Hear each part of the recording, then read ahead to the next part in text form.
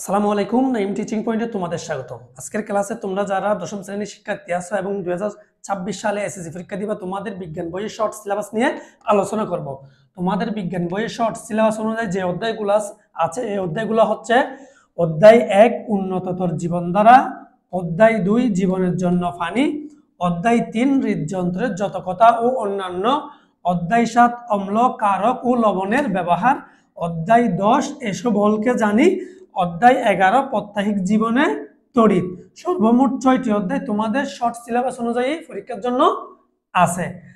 কারণ যে বইটি তোমাদের আছে ওই বইটি নবম এবং দশম শ্রেণী মিলে পড়ার জন্য, অর্থাৎ নবম এবং দশম শ্রেণী মিলে পড়ার জন্য বইটি আছে। যেহেতু তোমরা নবম শ্রেণীতে পড়ো নাই, যেহেতু দশম শ্রেণীতে পড়ে তোমরা এসএসসি দিবা, সেজন্য তোমাদেরকে বইয়ের অর্ধেক সিলেবাস গুলো আছে, অর্থাৎ 6টি অধ্যায় তোমাদের শর্ট সিলেবাস অনুযায়ী পরীক্ষার জন্য আছে। এই 6টি অধ্যায় পড়ে তোমরা পরীক্ষার জন্য প্রস্তুতি নিবে।